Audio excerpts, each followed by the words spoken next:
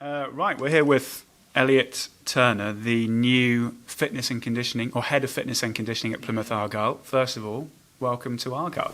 Thank you very much. Yeah, looking forward to the to being part of the club and being part of the backroom staff for Ryan, and yeah, just looking forward to getting going and getting stuck into my job.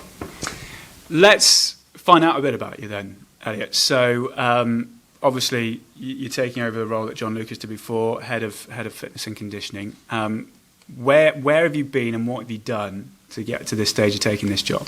Yeah, I think from a youngster, from probably 6 or 16, I was in Wolves in the academy playing, and it was there where I first started to kind of really understand the conditioning side of things. It was something new at the time that was coming in. A guy called John Argyle, he was our sports science academy S&C, and he was brilliant. It was something that was really interesting for me. So I think even if I finished playing when I was like 21 at Shrewsbury, but even if I'd have had a career a little bit longer than it was, I would have gone into this anyway. But obviously it just came into a little bit sooner than expected, which is fine. I'm happy with that. And yeah, first job, finished out of university, worked in professional rugby, so Premiership rugby at Worcester Warriors.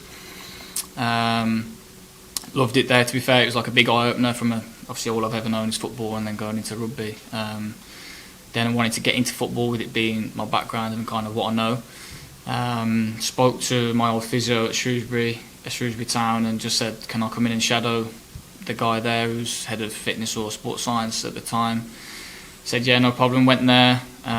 He kind of handed his notice in early on, so I was kind of just go, right, it's kind of yours, alongside the backroom staff. They kind of helped me out to plan and know the role of what it is, and yeah, just went from there. Really, it was a good season under Paul Hurst there.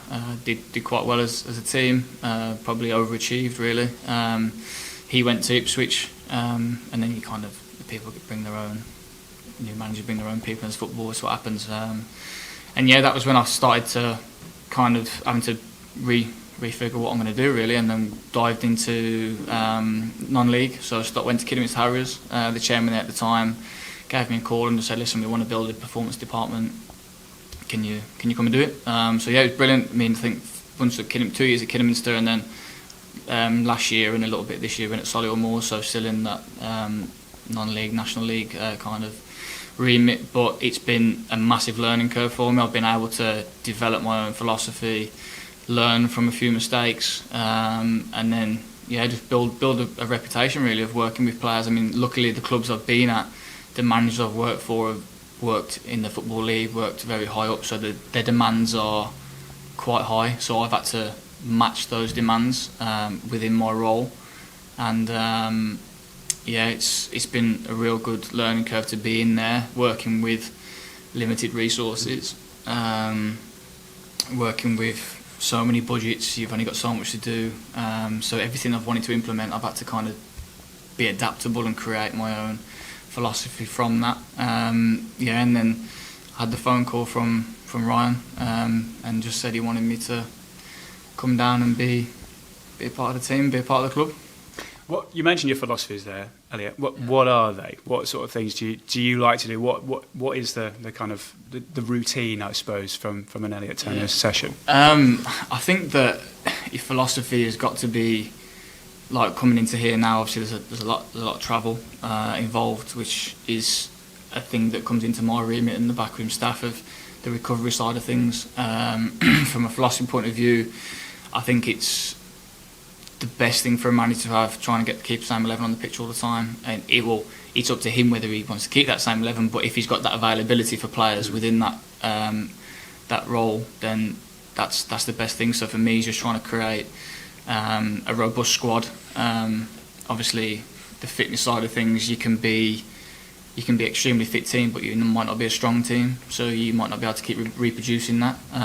Always trying to look to create an 85% above availability for the manager to try and do what he needs to do. If he can have 8 out of 11 boys on the pitch every week, that's standard, then it's a good thing. And then obviously those who are unfortunately not involved, either on the subs bench or not in the squad, it's then my job to then keep those guys fit, ready, sharp, and when needed, they need to be at it as the boys who've been playing week in, week out. So that's my kind of philosophy really, in trying to give the best for the manager. Obviously there's so much more things to go into that, with the S&C, with the GPS monitoring and testing after a game, to see where the boys are at, give as much information as possible to the manager, to then him make the decisions on who's good to go and who's not good to go really. Yeah, so that's a bit of my philosophy that I want to try and keep on going. Like, John's been here for a couple of years and done an amazing job.